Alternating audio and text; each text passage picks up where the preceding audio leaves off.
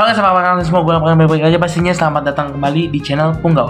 Oke, jadi pada kesempatan kali ini gue bakal ngebahas mengenai, kita bakal sedikit bahas mengenai kemarin skor Liga Champion.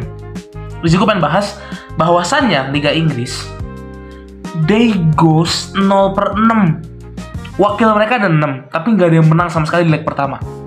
That's why menurut gue leg kedua bakal jadi penentuan dan juga bakal seru banget pertandingan Champions League. So far prediksi gue yang kemarin masih benar kecuali Madrid lawan City. Dan gue gak sabar sih buat leg 2 dan gue penasaran banget siapa yang bakal lolos ke babak berikutnya. Mungkin kilas balik aja, kalian juga lihat thumbnail yang mengenai apa.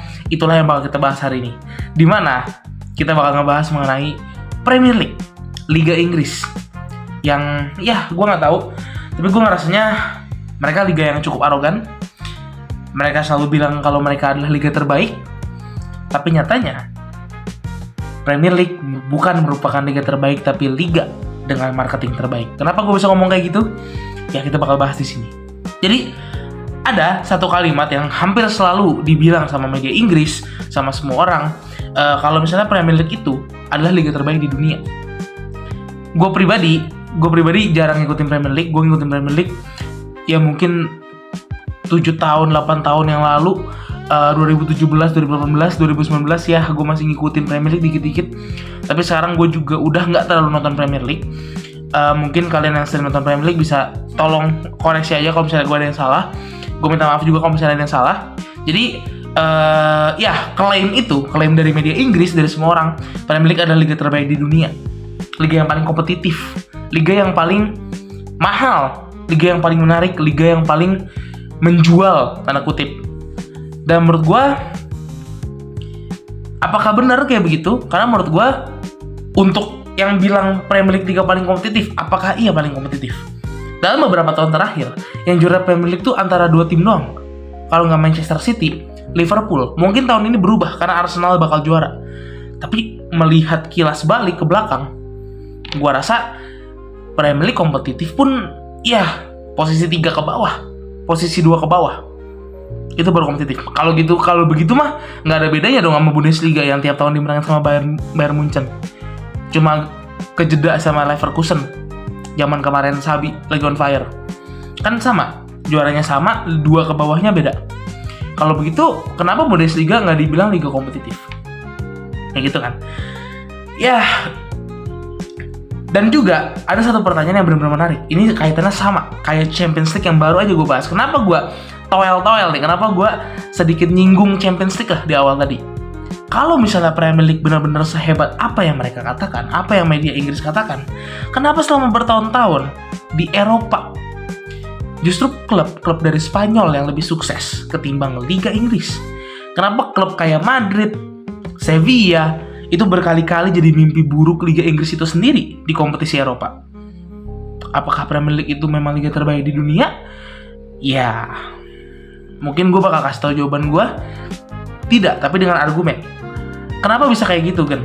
Gini, Premier League itu menurut gue bukan sekedar kompetisi sepak bola. Mereka itu menurut gue udah jadi produk. Mereka itu udah jadi franchise dengan penikmat global, penikmat internasional. Hak siarnya juga gak main-main guys. Gue sempat bahas ini di video gue mengenai Serie A, gimana caranya Premier League ini bisa memanage duit klub-klub mereka dengan amat sangat baik, adil, rata pembagian duitnya. 50-50 semua, pembagian duitnya rata, masing-masing dapat 100 juta pound sterling, 100 juta euro, segala macam lah. Gue pernah bahas itu, nyinggung dikit sih, nggak bahas full. Gue pernah nyinggung itu di video Serie A. Dan narasi tentang Liga Inggris ini juga diproduksi oleh media mereka sendiri. That's why gue selalu mengatakan Inggris ini adalah salah satu negara paling arogan di sepak bola. Media kayak, gue sebut merek aja, Sky Sports, BBC, itu selalu bilang kalau Premier League itu ya memang pusat dunianya sepak bola. Tapi apakah benar? Gue selalu bilang kalau media Inggris itu salah satu media terkejam. Kenapa? Karena media Inggris ini terlalu sering membesarkan pemain, membesarkan klub yang sebenarnya mungkin belum terbukti. Tapi karena mereka punya standar sendiri, inilah yang bikin menarik buat dibahas. Mereka tuh selalu ngerasa liga-liga lain kayak Serie A, La Liga, itu digambarkan sama mereka itu sebagai liga yang lebih lambat, liga yang lebih taktikal dan tidak menjual, membosankan lah intinya. Tapi dalam ilmu media nih guys, satu istilah yang disebut dengan media bubble, di mana media bubble ini berarti seseorang itu hidup atau percaya sama apa yang ada di lingkungan aja. Jadi ya fans, konsumen itu terus-menerus konsumsi konten yang bilang kalau misalnya Premier League ini adalah liga terbaik. Dan lama-kelamaan itu bukan opini lagi guys, itu kerasnya bukan lagi opini, tapi itu berubah menjadi kepercayaan kolektif, dimana semua fans ataupun konsumen itu ngerasa kayak ya bener, Premier League itu adalah liga yang paling luar biasa. Apalagi mungkin orang-orang Inggris sana ya, orang-orang lokal seperti itu. Karena media bubble ini menurut gue cukup berbahaya, dimana media bubble ini bisa nutup kita, sesuai namanya, nutup kita di gelembung. Jadi kita benar-benar hidup di gelembung aja, hidup di, ya kita ngedenger statement itu berkali-kali. Jadinya kita percaya itu bukan lagi sekedar opini, tapi itu adalah kepercayaan kita, karena itu selalu dibilang sama media kayak gitu. Dan juga Premier League itu adalah salah satu liga ataupun ya komunitas yang amat sangat bias dalam menilai pemain, dimana efek narasi media ini kebawa ke pemain. Gue selalu bilang ini, mungkin gue udah sering bahas tentang media Inggris ini. Gue pernah bahas ini di Serie A, di video Serie A gue pernah ngebahas ini di video Wonderkid gue. Dan gue nggak pernah sering-sering gue nggak pernah bosen-bosen lah. Gue bakal selalu sering ngingetin kalian kalau misalnya Premier League ini ya sangat-sangat bias, dimana pemain yang tampil bagus di Premier League itu sering langsung dicap sebagai pemain sukses, pemain world class. Mereka ngerasa kalau misalnya pemain mediocre kalau pindah ke Premier League nggak perform, ya mereka bakal bilang nggak cocok sama Premier League, terlalu high intensity, terlalu fast pace, terlalu sulit, terlalu kompetitif dan sebagainya macamnya. Tapi kalau misalnya pemain Premier League dari Premier League pindah ke liga lain dan bagus, mereka bakal bilang ya iyalah, dia udah terbukti di Liga Inggris dia udah bagus banget. Tapi giliran pemain Premier League ini pindah ke liga lain dan ya bisa gue bilang nggak sukses, jelek mainnya, mereka bakal bilang kayak ya itu mah nggak cocok sama liganya, nggak cocok sama gaya liganya, nggak cocok sama gaya klubnya. Karena menurut gue ya bias, dan menurut gue pribadi standarnya nggak pernah benar-benar simetris, dan menurut gue jadi standar ganda atau double standar kayak gitu. Dan realitasnya guys, realitasnya di Eropa, gue udah bilang tadi, gue udah mention tadi kalau misalnya tim Liga Spanyol itu lebih dominan di Eropa, lebih kelihatan lah tajinya, lebih kelihatan taringnya di Eropa. Dalam era modern Liga Champions guys, dominasi terbesar itu di Liga Spanyol. Dan yang lebih menarik lagi, eliminasi klub Inggris di Eropa ini justru kadang datang dari tim-tim yang sejujurnya tidak sebesar mereka. Mereka sering keok sama tim-tim yang dari antah berantah, atau mungkin dikeokin sama tim Spanyol itu sendiri yang menurut mereka itu liganya nggak ada apa-apanya gitu loh. Dan ya ini bakal menciptakan sebuah paradoks, di mana liga paling kaya di dunia itu nggak selalu menjadi liga yang paling dominan dari segi taktik, dari segi permainan secara internasional kayak gitu. Dan karena menurut gue Premier League ini kan mereka selalu bilang kalau mereka amat sangat ketat, nggak ada pertandingan yang mudah, karena mereka melabeli diri mereka sebagai liga hiburan. Dan menurut gue itu setuju. Memang kalau lu mau nyari entertainment, lu mau nyari sepak bola menyerang, ya lu lihat Premier League, lu nonton Premier League. Tapi kalau misalnya lu mau lihat yang lebih main cantik, lu bisa nonton Barcelona. Lu mau nyari tim yang defensively bagus, ya lu ngefans lah sama tim Serie A. Ya kayak gitu, karena setiap liga, setiap region, setiap negara tuh punya estetika sepak bolanya masing-masing. Dan menurut gua paradoks ini muncul karena kompetisi domestik ini kan intens. Paling intens kan di Inggris. Inggris itu mereka kalau klub topnya ya, mereka itu paling sibuk guys. Mereka main di 4 kompetisi kalau gue nggak salah ingat. Eropa kalau mereka masuk Premier League, Carabao Cup, FA Cup. Bahkan tim-tim bawahnya di Inggris itu mereka punya yang namanya Virtu Trophy. Virtu Trophy itu buat tim League 2 and League 1 seinget gue. Ya, atau tim nasional juga gue lupa, tapi seinget gue sih League 2 sama League 1. Pokoknya kasta ketiga, kasta keempat Liga Inggris. Dan hasilnya ya susah untuk memecah fokus ke Eropa, karena mereka juga punya bisa gue bilang kompetisi lokal yang juga nggak kalah penting kayak gitu. Dan menurut gue itulah bisa jadi faktor penentu. Kalau misalnya Madrid, Barcelona kita lihat ya bisa fokus ke Eropa, kenapa?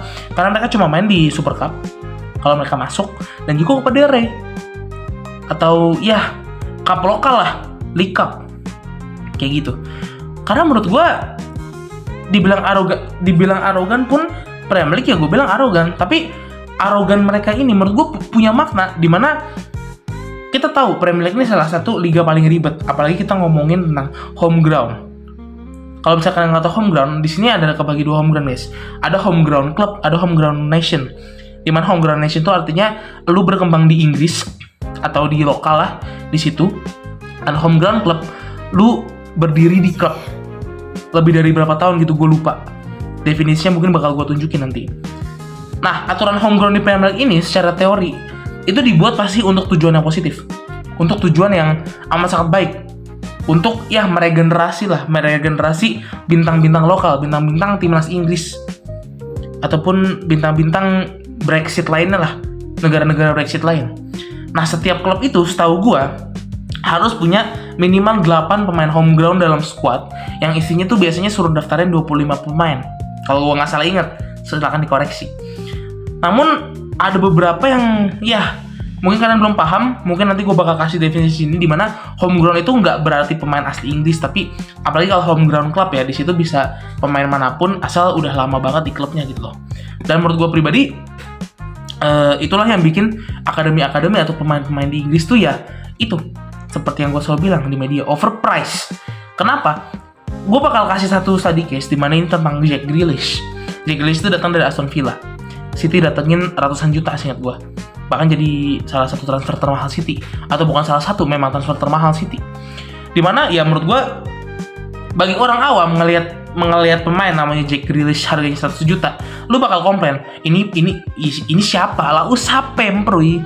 Ini lu siapa Jack Grealish ini dibeli 100 juta sama Manchester City yang notabene klub top, dan 100 juta tuh bawa duit banget gitu. Tapi ya menurut gue pribadi home ground club, home ground nation ini itulah yang ngebuat pemain-pemain tadi menjadi tanda kutip pemain-pemain arogan, karena ya dia dibeli dengan harga mahal, sellingnya tinggi, dan itulah yang membuat Liga Inggris dalam keseluruhan ya terjebak dalam media bubble tadi, di mana mereka bakal ngerasa ini pemain mahal harusnya bagus, kualitasnya luar biasa. Tapi ya kualitas Jack Grealish ada di Jack Grealish. Dengan 100 juta itu lu nggak bisa ngarepin kualitas segila Cristiano Ronaldo ataupun Lionel Messi gitu loh. Dia Jack Grealish, dia bukan Ronaldo, dia bukan Messi, dia bukan Neymar, dia bukan Suarez, dia bukan siapa-siapa, dia Jack Grealish gitu loh. Pemain Aston Villa yang memang kebetulan hidup, tinggal, berkembang dan memainkan sepak bolanya di Aston Villa. Menurut Aston Villa, Grealish itu value-nya ratusan juta dan amat sangat wajar karena Jack Grealish lahir di situ, dikembangin di situ. Wajar kalau misalnya Aston Villa minta ratusan juta dari klub lain untuk membeli Jack Grealish, pemain home ground club dan home ground nation-nya. Amat sangat berharga. Tapi kita orang awam kayak, ratusan juta buat orang yang namanya Jack Grealish kan nggak masuk akal. Tapi ya memang itulah yang terjadi di Liga Inggris.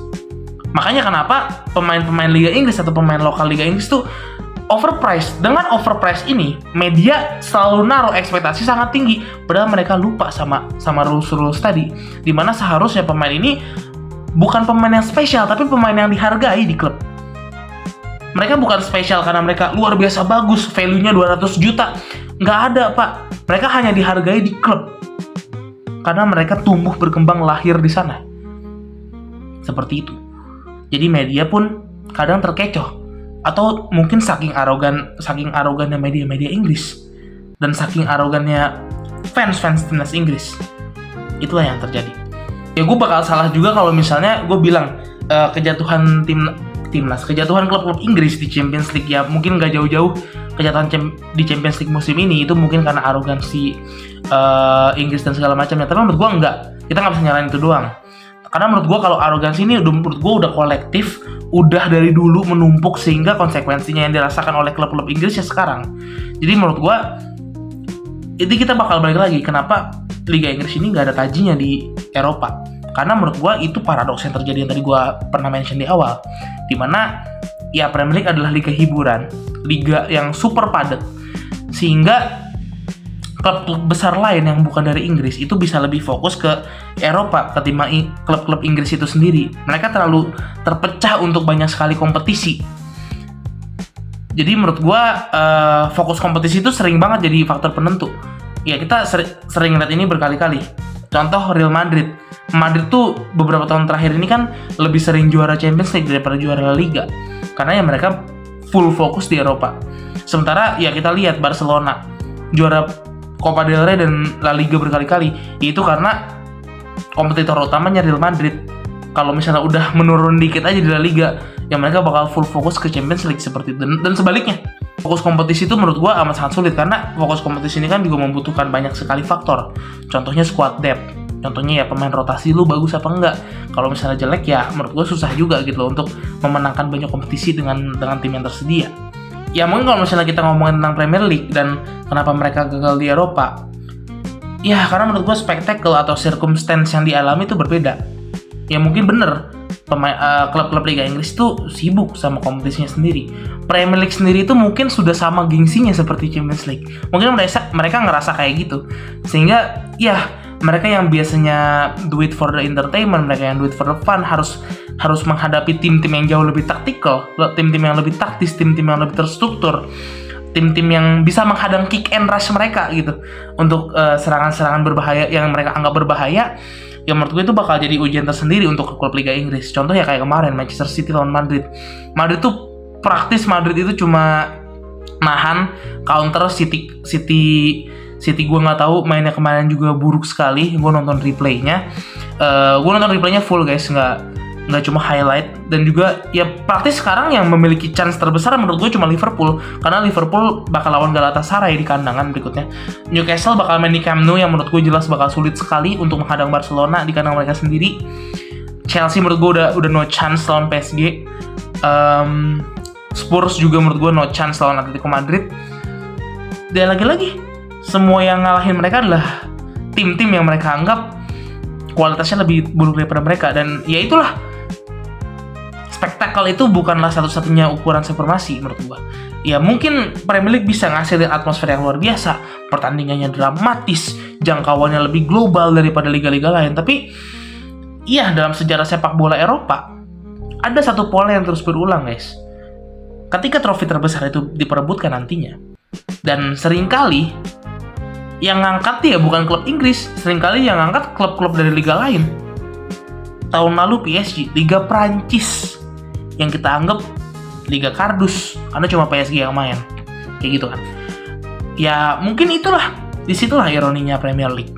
Dimana liga yang paling sering mengatakan dirinya adalah liga yang terbaik di dunia, mengatakan they are the bestest, justru yang paling sering harus membuktikannya lagi dan lagi. Jadi mungkin itu yang bisa gue bahas di sini, kenapa Premier League nggak punya taring di Eropa. Kalau misalnya kalian setuju silahkan komen, kalau misalnya kalian nggak setuju silahkan berargumen di bawah.